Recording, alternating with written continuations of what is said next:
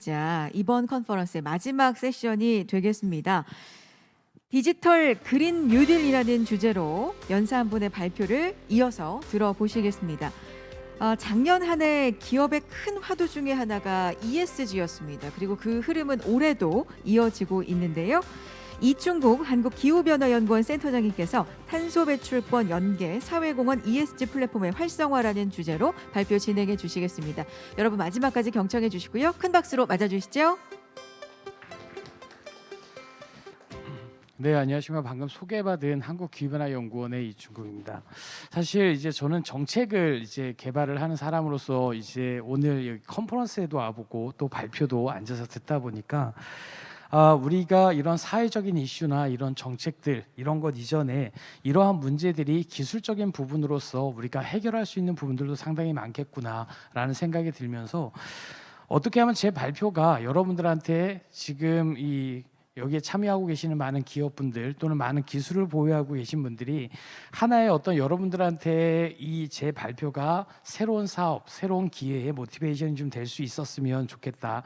또 그러한 노력들이 기술이 되고 또 그것이 확산이 돼서 우리가 생각하고 있는 이러한 온실가스와 관련된 문제들을 좀 해결할 수 있었으면 좋겠다라고 하는 생각을 좀 간절히 해봤습니다. 먼저 여러분들이 한번 생각해 보시면 지금 현재 우리가 온실가스라고 하는 것과 관련해서 온실가스를 돈 주고 배출할 수 있는 권리를 사고 판다라고들 합니다. 많은 기업들이 과연 1년에 전 세계적으로 얼마의 이 기업들이 어느 정도의 돈을 들여서 이 온실가스에 배출할 수 있는 권리를 사고 있을까요? 지금 전 세계적으로 연간 110조 원 정도의 눈에 보이지도 않는 이 권리 증서라고 하는 것들을 기업들은 구매를 하고 있습니다. 근데 우리나라 같은 경우는 그럼 우리나라 안에서도 그런 어떤 온실가스 배출 권리가 배출권이라고 하는 것이 거래가 되고 있을까요? 실제 눈에 보이지도 않습니다. 있는지 없는지도 모릅니다. 하지만 실제 우리나라 안에서도 현재 기업들이 연간 1.3조 원 정도의 배출권을 사고 있습니다. 다시 말해서 온실가스라고 하는 것 자체가 경제적 패러다임하고 묶여서 결국은 온실가스 이퀄 돈이다 라는 개념으로서 이제 작용이 되고 있습니다. 그래서 오늘은 제가 온실가스라고 하는 것이 어떻게 어떠한 정책과 연계가 돼서 추진되고 있는지, 또한 더불어서 최근에 기업들이 ESG와 관련된 관심들이 상당히 많이 있습니다. 그래서 ESG와 관련된 어떠한 이런 온실가스의 감축 노력들이 플랫폼이라고 하는 것을 통해서 확산되고 있는 부분들이 있어서 어떠한 것인지에 대한 소개도 간단하게 좀 드려보도록 하겠습니다. 먼저 기후변화와 관련된 내용을 우리가 얘기를 안 할 수가 없는데요. 지금 그래프에서 보시는 것처럼 지구 기온은 상승을 하고 있습니다. 이건 분명한 팩트이고요. 이 온도가 상승을 하고 있는데 지난 100년 동안의 지구 기온은 0.85도씨 정도가 올랐습니다.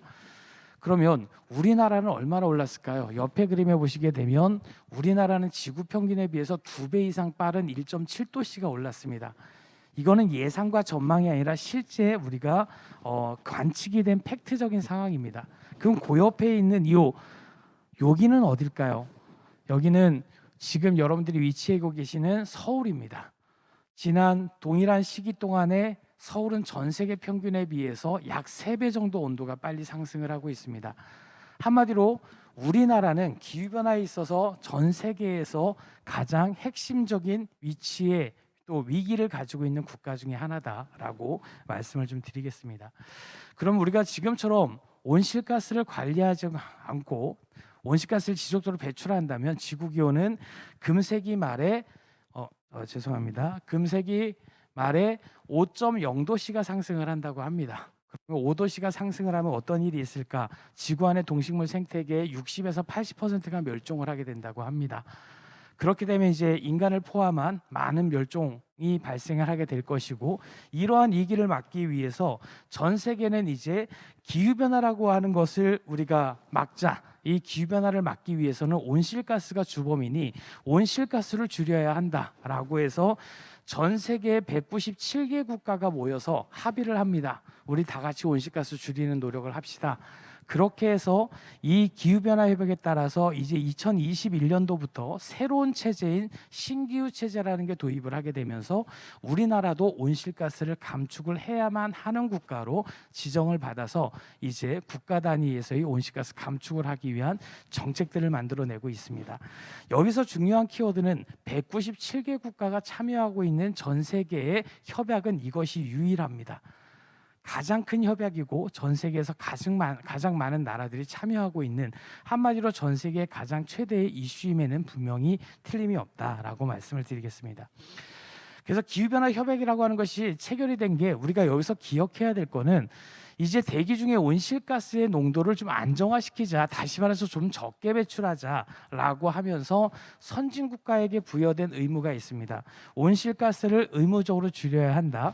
개도국, 자기들이 배출한 온실가스로 개도국이 피해를 보다 보니까 개도국에다가 돈도 줘야 되고 기술도 줘야 한다라는 의무 규정을 포함을 시킵니다.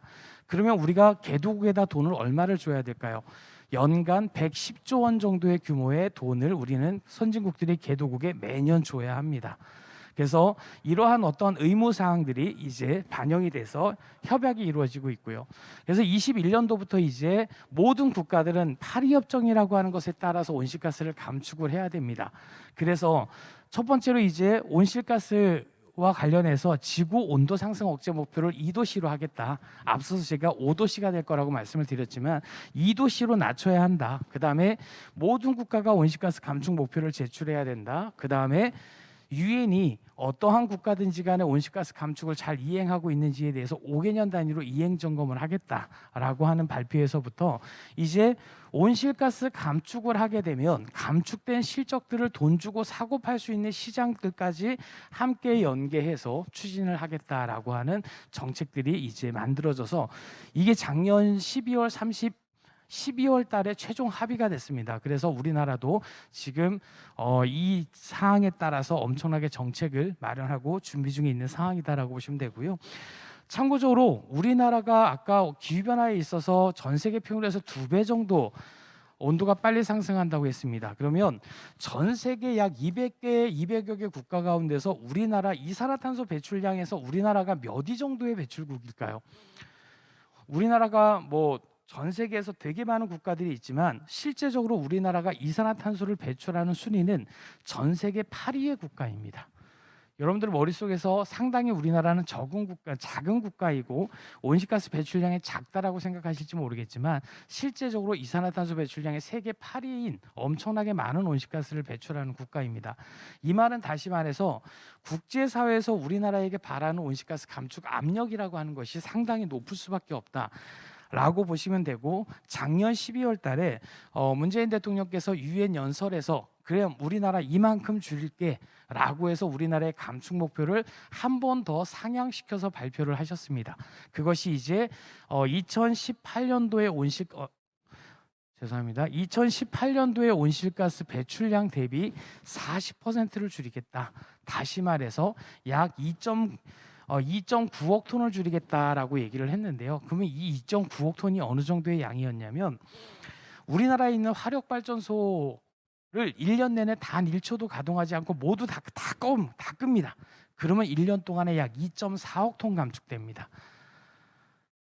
상당히 어려운 숫자입니다. 이걸 또 하나 역설하는 부분들이 뭐냐면, 기후변화에 관련된 국제 NGO 단체들이 기후 악동 국가를 매년 발표를 합니다.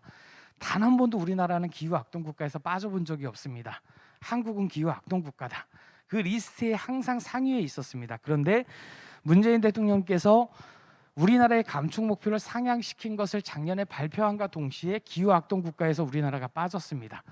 그 말은 다시 말해서 이 목표가 국제사회가 바라보기에도 상당히 높은 도전적인 목표다라고 하는 부분이라고 보시면 되고요. 다만 이 목표를 우리가 이제 달성하지 못하게 되면 어떻게 되는가? 그러면 유엔 차원에서의 이행 점검 차원에서 이제 우리나라가 미달성 국가, 노력을 하지 않는 국가로 판명이 나게 되면 모든 국제 금융 투자와 그다음에 관세와 여러 가지 무역과 관련된 모든 분야에 있어서 우리나라는 페널티를 가져갈 수밖에 없습니다. 단적인 예로 유럽연합에서 CBAM이라고 해서 탄소 국경세를 하겠다. 이러한 부분들과 관련해서 당장 우리나라의 철강에서부터 다 영향을 받을 수밖에 없습니다. 그렇기 때문에 우리나라는 결국은 살기 위해서는 이 목표를 달성을 해야 합니다. 그래서 우리나라가 이 가운데서 이제 감축 목표를 이제 설정하는 과정에서 우리나라 안에서 이제 이 2.9억 톤을 줄여야 되는데 여러 가지 부분들을 다 노력을 해봤어요. 다 여기서 지금 보시게 되면 발전 부분에서 1억 톤 뭐 이런 식으로 다 감축 목표를 쪼개봤습니다. 그런데 더 쥐어짜도 국내에선 줄일 수 있는 부분이 없습니다. 그러다 보니까 정부가 해외에서 3,300만 톤은 줄일게 라는 목표를 세우게 됩니다. 다시 말하면 국내 기업들이 국내에서 해외에 나가서 온실가스 감축 투자를 하고 그 나라에서 줄인 실적을 갖고 와서 우리나라 목표 달성에 쓰겠다. 한마디로 배출권을 구매하는 정책을 쓰겠다라는 방식을 포함을 시킵니다. 그래서 이제부터는 이 온실가스라고 하는 측면에서 여러분들이 생각하셔야 될 게 온실가스 1톤은 다시 말해서 온실가스 1톤을 배출할 수 있는 권리 1톤을 배출할 수 있는 권리는 유럽연합에서는 현재 9만 원, 우리나라에선 2만 5천 원에 거래가 되고 있는 상황입니다. 그렇기 때문에 이 온실가스라고 하는 것과 관련해서 이제 온실가스라고 하는 것 자체가 결국은 돈이다라는 개념으로서 바라봐 주시면 좋을 것 같습니다. 그래서 이제 우리나라가 해외에서 온실가스를 감축을 해야 되는데 해외 부분에 대해서 약 3,350만 톤을 줄이겠다라고 했습니다. 여기서도 여러분들의 하나의 비즈니스 기회가 좀 창출이 됐으면 좋겠습니다. 왜냐하면 제가 좀 보여지는 부분들은 지금 우리나라가 산업 부분, 우리나라 전체 산업을 통틀어 가지고서 1년에 3,700만 톤 정도 3,700만 톤을 산업 부분에서 줄이겠다라고 했는데 해외 감축 부분이 3,350만 톤입니다. 한마디로 우리나라 산업 전체적으로 줄여야 되는 양에 상응하는 만큼 해외에서 배출권을 투자해서 가져오거나 구매하는 방식으로 사오겠다라고 하는 겁니다. 그렇기 때문에 이것 또한 우리가 향후에 해외에 어떤 사업을 투자하시거나 아니면 해외와 협력해서 온실가스를 감축할 수 있는 새로운 비즈니스 기회를 또한 만들어낼 수 있는 부분이다라고 보시면 될 것 같고요. 그래서 우리나라의 국가 정책은 크게 보시게 되면 공공기관과 대규모 온실가스를 배출하는 기업들을 대상으로는 온실가스 무조건 줄여라는 의무 규제 정책이 추진이 되고 있습니다. 가장 대표적인 게 지금 설명드렸던 배출권 거래 제도라는 것이 가장 대표적입니다. 다시 말해서 온실가스를 배출하고 싶으면 배출권을 사다가 배출해라는 얘기입니다. 그래서 두 번째는 이제 온실가스를 이제 대기업만큼은 배출하지 않고 그 다음에 이제 중소기업이나 민간이나 이런데 규제를 할 수 없는 곳에는 기본적으로 상쇄제도라고 하는 제도를 통해서 정부가 감축 목표를 달성을 하고 있습니다. 오늘 제가 이제 설명드릴 내용들이 이 상쇄제도와 관련된 내용들이라고 보시면 되는데요. 뭐냐면 쉽게 말해서 정부가 온실가스를 감축을 해야 되는데 민간이나 중소기업들이서 너네들이 알아서 온실가스를 줄여주게 되면 정부가 인센티브를 줄게. 뭘로 주느냐? 배출권을 줄 테니까 네가 줄인 만큼 상응하는 배출권을 줄 테니까 그거를 탄소 시장에 가서 팔아서 추가적인 수익을 만들어. 이런 개념으로서 인센티브 제도가 상쇄 제도가 시행이 됩니다. 그래서 현재까지 우리나라 안에서도 이 상쇄 제도를 통해서 약 3천만 톤 이상의 배출권이 현재 발행이 되고 있습니다. 그래서 우리나라의 배출권 거래 제도는 기본적으로 이러한 체계로 해서 약 650여 개 기업을 대상으로 의무적으로 온실가스를 감축해야 되는 체제로 진행이 되고 있습니다. 여러분들이 알고 계시는 웬만한 대기업들은 다 포함이 되어 있다라고 보시면 될 것 같고요. 이 기업들이 앞서서 말씀드린 대로 자기들이 이 제도에서 온실가스 목표를 달성하기 위해서 1년의 배출권을 구매하는 양이 약 1.3조 정도의 규모로 구매를 하고 있습니다. 또한 여러분들도 지금 현재 이 배출권과 관련해서 돈을 내고 계십니다. 실제로 여러분들의 가정에서 전력 고지서를 한번 잘 보시게 되면 없던 게 하나가 생겼습니다. 기후환경세라고 하는 게 기후환경요금이라고 하는 게 추가적으로 들어가 있습니다. 그것이 발전사들이 배출권을 구매해야 되는 비용들에 대해서 국민들한테 청구하는 거라고 보시면 될 것 같습니다. 그래서 이렇게 우리나라에서는 약 1.3조 정도의 규모로 성장을 하고 있고요. 실제적으로 지금 그래프를 보시게 되면 코로나 이후에 좀 코로나 상황으로 인해서 배추권 가격이 폭락은 하기는 했지만 전체적으로 가격은 지속적으로 상승을 하고 있습니다. 그래서 배추권 가격이 처음에 8,500원에 시작을 했었고요. 지금은 이제 42,000원까지 올라갔다가 코로나로 인해서 25,000원 정도로 떨어진 상태다라고 보시면 될 것 같습니다. 그래서 우리는 유럽연합 같은 경우는 지금 우리보다 약 3배 정도 높은 가격에 배추권이 거래가 되고 있습니다. 그래서 실제적으로 이제 우리나라의 가격도 유럽연합의 배추권 가격처럼 또한 상승할 수 있을 것이다라고 현재는 좀 전망이 되고 있습니다. 그래서 이제 이러한 온실가스와 감축과 관련해서 전 세계의 규제와 압력들이 많아지는 상황에서 또 하나의 규제가 생깁니다. 뭐냐면 앞에서 설명드린 것은 신기후 체제란 하에서 2030년까지의 목표였어요. 그런데 이제는 2050년까지는 몇 퍼센트를 줄여라가 아니라 무조건 탄소 중립을 하라라는 그러한 어떠한 계획들이 합의가 만들어지기 시작합니다. 그래서 이제 온실가스 감축 2030년까지 감축, 2050년까지 탄소 중립이라고 하는 목표를 선언하게 되고요. 우리나라 또한 이제 많은 기업들과 더불어서 이 탄소 중립을 현재 선언을 하고 있습니다. 그래서 이제 어떠한 탄소 중립이라고 하는 것 자체가 전 세계의 최대의 이슈이고 패러다임이다 보니까 기업들 측면에서는 탄소 중립이라고 하는 것이 결론적으로 우리가 선택할 수 있는 것이 아니라 기업이 생존하고 더 나아가기 위해서는 무조건 함께 동참하고 참여해야 되는 필수의 조건으로서 최근에는 탄소 중립이 이렇게 인식되고 있습니다.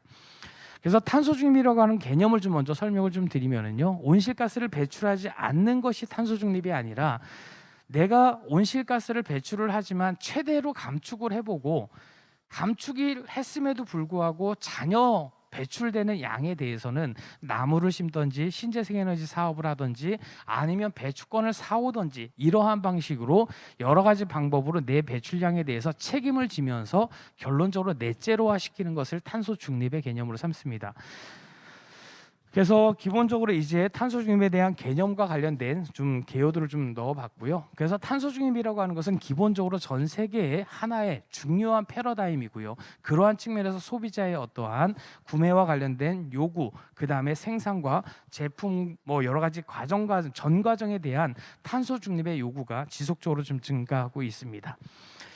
그 다음에 이제 탄소 중립과 관련해서 많이들 들어보셨을 겁니다. 아리백이라든지 이러한 것들이 이제 가치 사슬로 연계가 돼서, 예를 들면 애플이 우리한테 제품을 납품하기 위해서는, 우리 회사로 제품을 납품하기 위해서는 너네 무조건 아리백 인증을 받은 업체여야만 해라는 조건들을 내세우게 됩니다.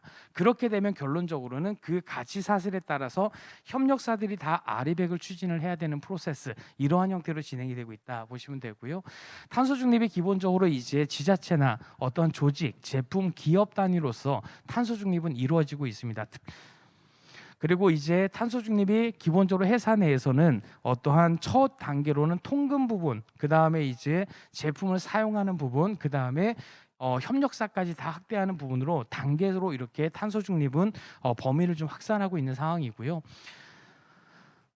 그 다음에 이제 그 상세와 관련해서는 가장 대표적으로 추진하고 있는 것이 배추권을 구매한 후에 소각하는 방식의 탄소 중립 활동이 가장 현재는 활발하게 이루어지고 있습니다.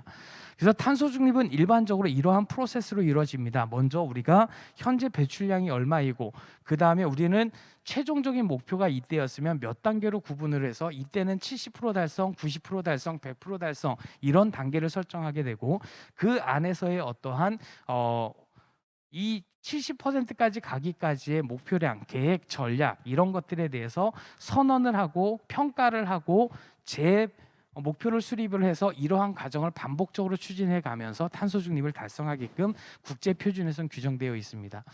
그다음에 이제 탄소 배출권 구매와 관련해서는 주로 이제 상세, 온실가스 감축 사업 이런 쪽을 통해서 발생된 실적들을 구매하는 것이 가장 일반적입니다. 현재 우리나라의 2050 탄소 중립 추진 전략, 그다음에 전략 이행 계획 이런 식으로 현재 국가 차원에서 탄소 중립을 법제화시키고 국가 전체적으로 탄소 중립을 끌고 가기 위한 정책은 이미 몇 년 전부터 추진이 되어 왔습니다. 그리고 올해 3월 25일자로 탄소 중립 기본법이 시행이 됐습니다.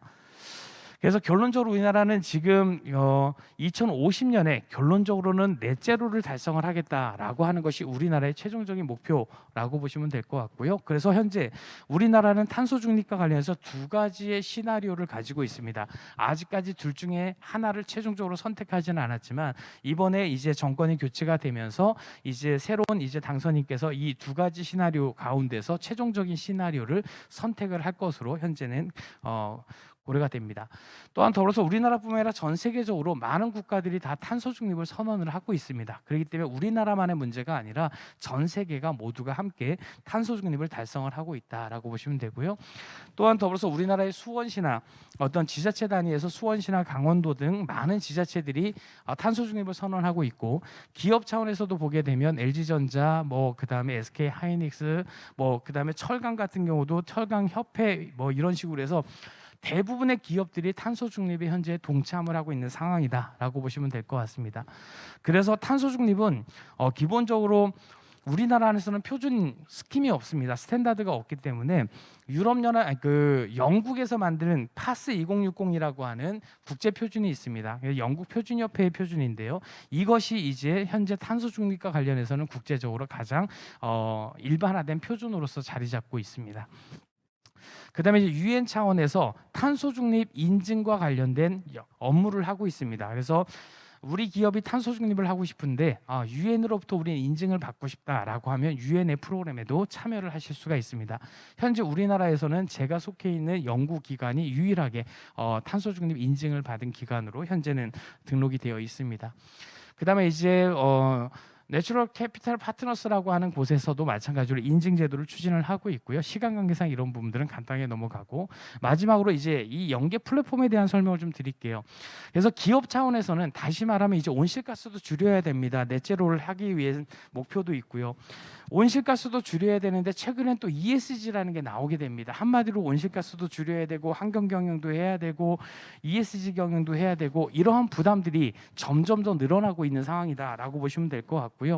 그래서 기본적으로 이제 이 플랫폼의 이름이 뭐였냐면, 기업의 이름이 이제 좀 바뀌긴 했는데요. 여기서 ESG와 에미션 트레이딩 시스템의 매칭 플랫폼이라고 해서 캠프란 이름을 사용을 했습니다. 한마디로 해서 ESG와 배출권 거래 제도를 연계한 매칭 플랫폼이란 이름으로써 기업들이 이제 사회적 공헌과 ESG 활동을 하면서 더불어서 배출권을 확보함으로 인해서 기후 변화에도 대응할 수 있는 약간의 복합적인 플랫폼의 개념이다라고 보시면 될 것 같고요. 그래서 기존에 우리나라 대기업들이 사회공헌을 하는 활동은 이랬습니다. 기업들의 어떤 지원 대상한테 현금과 현물이나 기술을 제공을 하고 여기서 기부금 영수증을 받아서 어떠한 그 법인세를 감면받거나 아니면 지속가능보고서에 활용하는 것이 이게 일반적인 프로세스였습니다. 그런데 캠프라고 하는 것은 기본적으로 동일하게 사회공헌 사업을 하는데, 그 사회공헌 사업을 해서 여기서 발생이 된 사업을 통해서 발생이 된 온실가스 배출권을 통해서 그 배출권을 판매해서 2차적인 기부까지 이루어짐으로 인해서 ESG로 연계하는, 한마디로 기존에 하던 사회공헌에다가 사회공헌 사업에다가 ESG 활동을 묶어서 2차적인 가치를 창출하는 프로세스라고 보시면 되고요. 가장 대표적인 사례로 좀 몇 가지가 말씀을 좀 드리면, 예를 들면 지금 인천의 항만공사가 도서지역에다가 도서지역 학교에다가 태양광을 설치를 해줍니다. 태양광을 설치를 해주고, 그럼 과거에는 CSR 사업이었죠, 거기까지가. 그런데 이제 사회공헌 사업으로 태양광을 설치해주고 태양광 사업을 통해서 받은 배출권을 가지고 팔아서 거기에 다니는 학생들한테 장학금을 주게 됩니다. 그렇게 하는 것이 이제 우리가 말하는 배출권하고 연계된 캠프의 활동이다라고 보시면 될 것 같습니다. 그래서 기존의 사회공헌 활동에 더불어서 어떠한 ESG 활동을 묶음으로 인해서, 근데 그 묶는 재원으로는 배출권을 받아서 판매하는 재원을 이용하는 그런 개념으로서 캠프라는 모델이 이루어지고 있고요. 가장 대표적으로 이제 어떠한 도서 지역에 태양광을 설치해 준다든지 아니면 나무를 심는다든지 식목 행사를 한다든지 뭐 이런 것들이 가장 대표적인 행사로 현재는 플랫폼이 되고 있습니다. 그다음에 이제 뭐 우리 가로등을 LED로 교체해 준다든지 이러한 사업들이 기존의 사회공헌 사업으로 많이 추진되던 사업들이 이제는 그 캠프란 이름으로서 ESG 활동으로 연계가 돼서 더 확대가 되고 있습니다. 그래서 기본적인 개념은 이렇게 보시면 됩니다. 캠프라는 플랫폼이 있고요. 지금 플랫폼 사진이 아마 안 들어와 있는 것 같은데요. 플랫폼이 이렇게 있으면 예를 들면 제가 무슨 장애인 단체입니다. 장애인 단체고 저희는 지금 우리 건물 옥상에 태양광이 필요합니다. 우린 LED 교체가 필요합니다. 라고 하는 것들을 플랫폼에 올립니다. 수요자들이 이제 그 플랫폼 안에다가 필요한 기술과 이런 것들을 올리게 되면 대기업들은 그 가운데 사업들을 골라서 자기가 원하는 지역, 원하는 기술을 골라서 그 매칭을 시켜주는 플랫폼이다라고 보시면 됩니다. 그 다음에 그 플랫폼을 운영하는 사람이 그 안에서 배주권을 받게 하는 행위, 배주권을 생산하는 행위, 판매하는 행위들을 플랫폼 운영자가 담당을 하는 그런 프로세스라고 보시면 될 것 같고요. 지금 현재로서는 상당히 초기적인 모델로 운영이 되고 있습니다. 그런데 앞으로는 여기에 지금은 약간의 단체 조직의 개념이지만 개인의 개념까지 같이 집어넣어서 준 플랫폼이 확대해야 된다면 제가 봐서는 이러한 것도 또 어떻게 보면 하나의 온실가스를 기반으로 한 하나의 새로운 플랫폼까지 나갈 수 있지 않을까라는 생각이 좀 드는 부분들이 있습니다. 그래서 뭐 실제 배주권을 받을 수 있는 분야가 어떤 거냐 그러면 여러분들 생각에 머릿속에서 이거 온실가스 다시 말해 에너지를 줄이는 활동인데 라고 생각이 되는 활동은 다 받으실 수 있습니다. 절대 걱정하지 않으셔도 되고 LED를 하거나 설치하거나 전기차를 이용하거나 전기자전거를 이용하거나 아니면 태양광을 설치하거나 농업에서 지열히트 펌프를 쓰거나 농업에서 친환경 비료를 쓰거나 웬만한 사업들은 다 된다라고 보시면 될 것 같습니다. 네. 예, 여기까지 발표를 좀 드렸고요. 좋은 기회 주셔서 감사드리고 또 이 ESG 또 온실가스 감축이라는 분야에 여러분들이 가지고 계신 기술을 통해서 또 새로운 솔루션들이 많이 만들어졌으면 하는 바람과 부탁을 좀 드려보면서 발표를 마치겠습니다. 감사합니다. 네, 고맙습니다. 큰 박수 부탁드립니다. 오늘의 마지막을 장식해 주신 연사이셨습니다. 한국기후변화연구원의 이충국 센터장님께서 ESG에 대해서 그리고 기후변화 동향에 대해서 기업의 ESG 추진 전략에 대해서 자세한 말씀 도와주셨습니다. 자, 이상으로 6번째 세션의 발표까지 모두 마무리가 됐습니다. 이렇게 글로벌 ICT 전망 컨퍼런스 공식적인 프로그램을 모두 마치도록 하겠습니다. 온라인을 통해서 또 오프라인을 통해서 함께해 주신 참가자분들 그리고 바쁘신 와중에도 정성스럽게 발표 자료 준비해 주시고 발표 맡아주신 연사분들께도 진심으로 감사의 말씀 전하겠습니다. 이번 컨퍼런스를 통해서 대한민국의 ICT 산업이 글로벌 선두주자로 나아가고 또 자리매김하는 발판이 되기를 바라면서 이만 마치겠습니다. 저는 지금까지 아나운서 홍선혜였습니다. 여러분 고맙습니다.